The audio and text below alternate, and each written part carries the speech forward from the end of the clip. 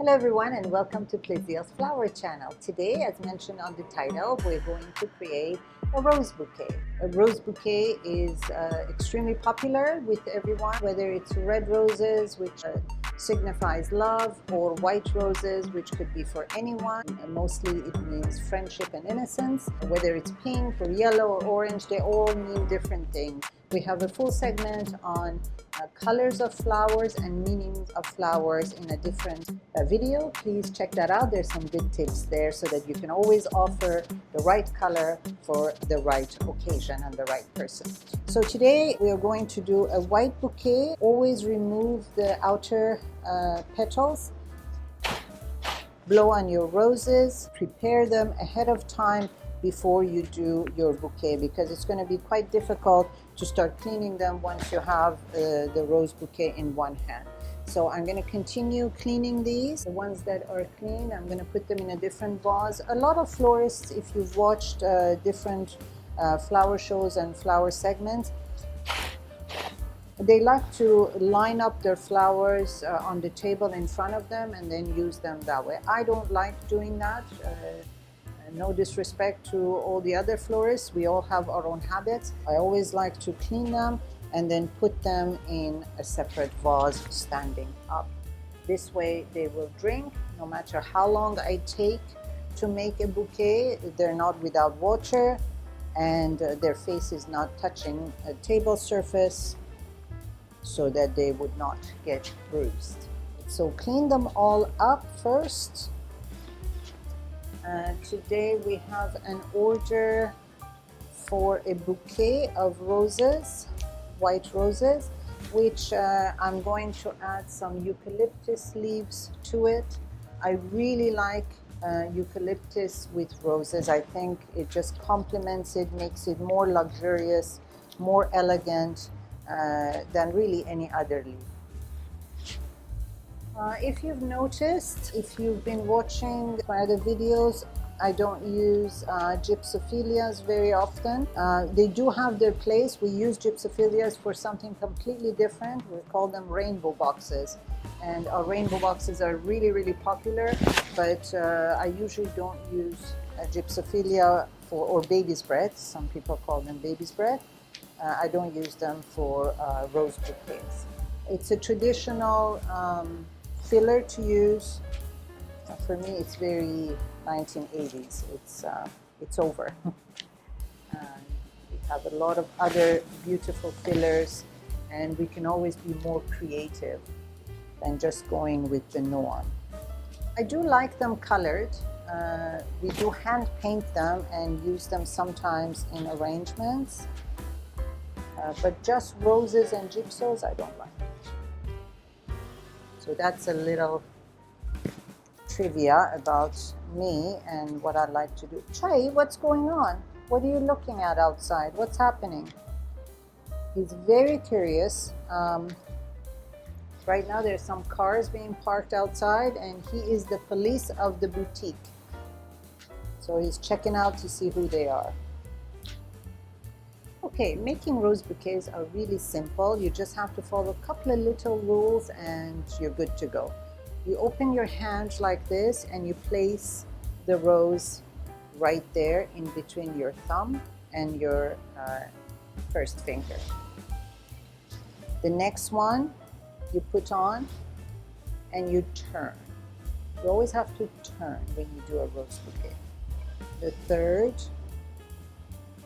and turn. I'm going to move my vase on this side because I'm left-handed and this is kind of awkward for me. So my team was kind enough to put the vases for me, but they forgot this tiny little detail of me being left-handed. That's better. So clean all the leaves and turn. Another one and turn. Another one and turn. This turning allows your roses to find their space and not be on top of each other. They lay nicely together and turn. You can always adjust them if some of them are too high or too low. You can move them up and down. Now, as I mentioned, I like to use eucalyptus in between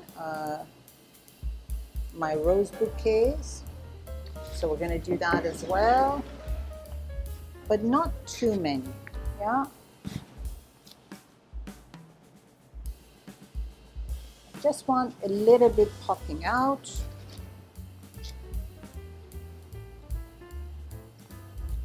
Again, best to clean your eucalyptus leaves ahead of time.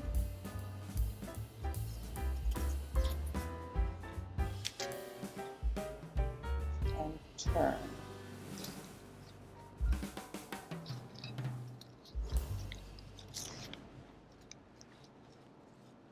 And turn. Same goes for the eucalyptus. You can also go in the middle. And now some more white roses. And turn. Another white rose.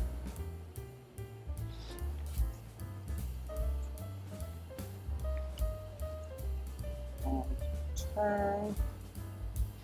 Another eucalyptus.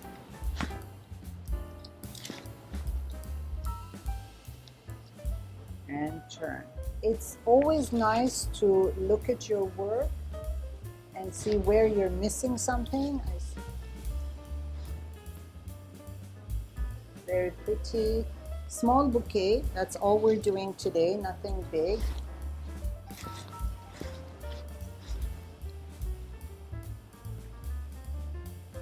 So let's see how many we have. 1, 2, 3, 4, 5, 6, 7, 8, 9, 10, 11, 12. That's a dozen already. Now, interestingly enough, we always work with uneven numbers, odd numbers of blooms. So we usually have 5, 7, 9, 11, you know, nobody likes 13, so we do 15, etc. But a dozen roses, it's very popular. You know, everybody calls and says, I'd like to have a dozen roses. That's the only exception.